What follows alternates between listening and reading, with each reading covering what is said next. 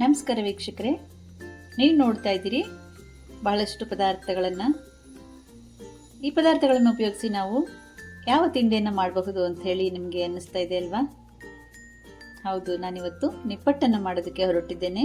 ಅದಕ್ಕೆ ಬೇಕಾಗಿರುವಂತಹ ಪದಾರ್ಥಗಳು: ಅಕ್ಕಿ ಹಿಟ್ಟು, 2 ಲೋಟ ಅಕ್ಕಿ ಹಿಟ್ಟನ್ನು ನಾನು ತಗೊಂಡಿದ್ದೇನೆ. ನೋಡಿ, ಸ್ವಲ್ಪ ತರಿತರಿಯಾಗಿದ್ರೂ ನಡೆಯುತ್ತೆ, ತುಂಬ ನುಣುಪಾಗಿ ಏನು ಅಕ್ಕಿ ಹಿಟ್ಟು ಬೇಕಾಗೋದಿಲ್ಲ. ಸ್ವಲ್ಪ ತರಿತರಿಯಾಗಿದ್ದರೆ ಅಕ್ಕಿ ಹಿಟ್ಟು ನಿಪ್ಪಟ್ಟು ಚೆನ್ನಾಗಿ ಬರುತ್ತೆ. ಈ 2 ಲೋಟ ಅಕ್ಕಿ ಹಿಟ್ಟಿಗೆ ಅರ್ಧ ಲೋಟ ಹುರ್ಗಡ್ಲೆ, ಒಂದು 4-5 ಒಣಮೆಣಸಿನ್ಕಾಯಿ, 2 ಚಮಚಗಳಷ್ಟು ಜೀರಿಗೆ ಮತ್ತು ಕಡಲೆಬೀಜ. ಕಡಲೆಬೀಜ ಒಂದು 1/4 ಕಪ್ಪಷ್ಟು. ಇಷ್ಟು ತಗೊಂಡ್ರೆ ನಾವು ನಿಪ್ಪಟ್ಟನ್ನು ಮಾಡಬಹುದು. ಜೊತೆಗೆ ಕೊನೆಯಲ್ಲಿ ಉಪ್ಪನ್ನು ಸೇರಿಸ್ಕೊಳ್ಳೋಣ. ಹರಳುಪ್ಪು ಮಿಕ್ಸಿಗೆ ಹಾಕೊಳ್ಳೋದಕ್ಕೆ.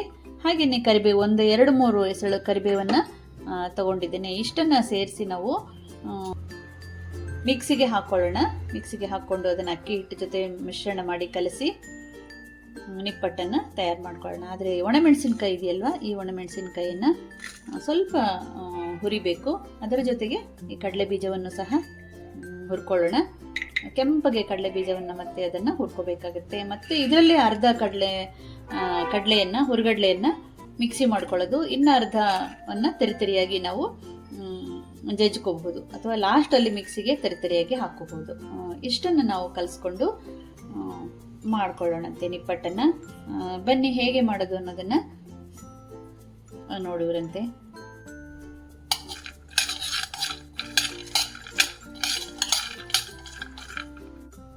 ಮೊದಲಿಗೆ ಮೆಣಸಿನ್ಕಾಯನ್ನು ಹಾಕಿ ತರಿತರಿಯಾಗಿ ರುಬ್ಕೊಳ್ಳೋಣ.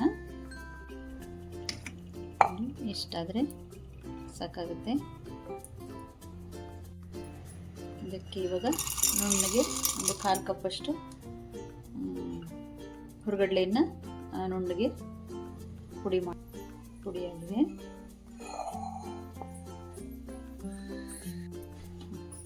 ಇವಾಗ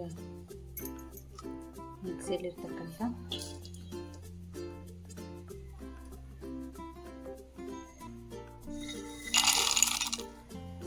ಇದನ್ನು ತರಿತರಿಯಾಗಿ ರುಬ್ಕೊಳ್ಳೋಣ. ಒಂದು 25 ನಿಪ್ಪಟ್ಟು ಆಗುವಷ್ಟಕ್ಕೆ ಇದು ಸಾಕಾಗುತ್ತೆ. ಎಷ್ಟು ತರಿತರಿಯಾದರೆ ಸಾಕಾಗುತ್ತೆ. ಇಷ್ಟಾದರೆ ನಾವು ಅಕ್ಕಿ ಹಿಟ್ಟಿಗೆ ಇದನ್ನು ಮಿಶ್ರಣ ಮಾಡಿಕೊಳ್ಳೋಣ. ಮತ್ತು ಇದ್ರ ಜೊತೆಲಿ ಹುರುಗಡ್ಲೆಯನ್ನು ಸಹ ತರಿತರಿಯಾಗಿ ಕೊಟ್ಟಿಟ್ಕೊಳ್ಳೋಣ.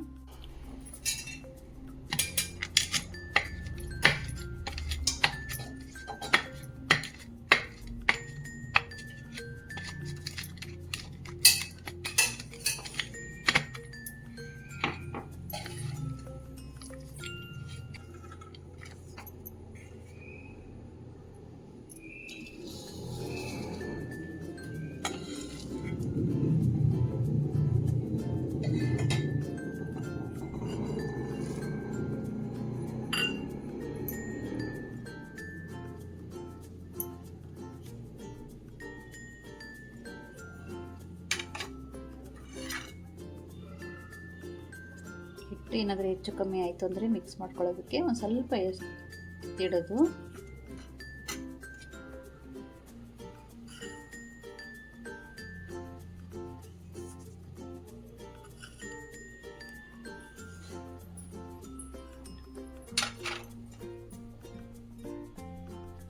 ಕರಿಬೇವು ಸ್ವಲ್ಪ ಬಿಸಿ ಮಾಡಿ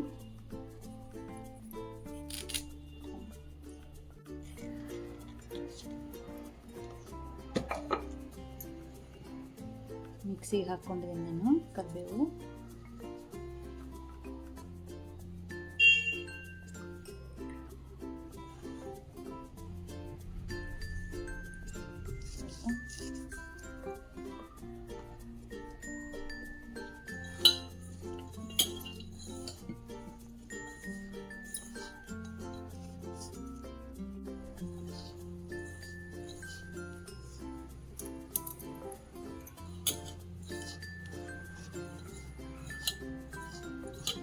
ಇವಾಗ ನೀವು ಉಪ್ಪನ್ನು ಟೇಸ್ಟ್ ನೋಡಿ ಅಥವಾ ಸೇರಿಸ್ಕೊಳ್ಳಿ. ಇವಾಗ ಸ್ವಲ್ಪ ಬಿಸಿ ಎಣ್ಣೆಯನ್ನು ಹಾಕಿ ನೀವು ಕಲಿಸ್ಕೊಳ್ಳಿ. ಇದಕ್ಕೆ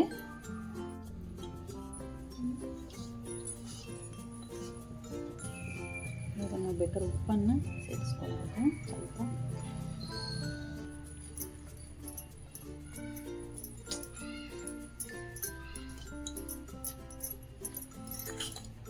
ಸ್ವಲ್ಪ ಕಾದಂಥ ಎಣ್ಣೆಯನ್ನು ಹಾಕಿ ಇದಕ್ಕೆ ಚೆನ್ನಾಗಿ ಕಲಿಸ್ಬೇಕು.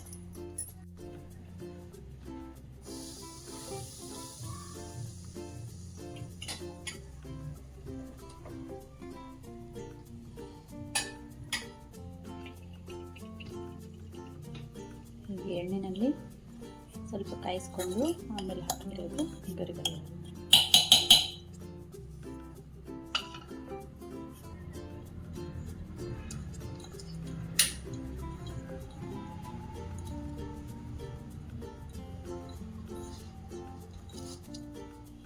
ಘಮ ಘಮ ಸುವಾಸನೆ ಬರ್ತಾ ಇದೆ ಬಿಸಿ ಎಣ್ಣೆ ಹಾಕಿದ್ಮೇಲೆ.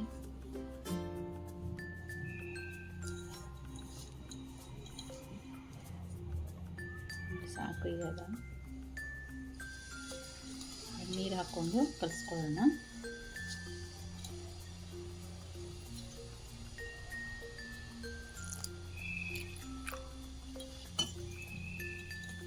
ಎಲ್ಲ ಒಟ್ಟಿಗೆ ನೀರು ಹಾಕಿ ಕಲಿಸ್ಬಾರ್ದು, ಸ್ವಲ್ಪ ಸ್ವಲ್ಪ ನೀರು ಹಾಕ್ಕೊಂಡು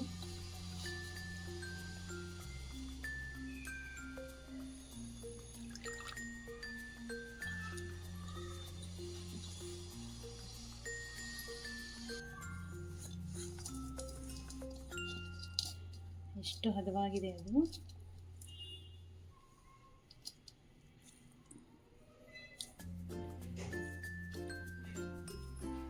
ಈ ಹದದಲ್ಲಿದ್ದರೆ ಸಾಕಾಗುತ್ತೆ, ತಟ್ಕೊಳ್ಬೋದು ನಾವು.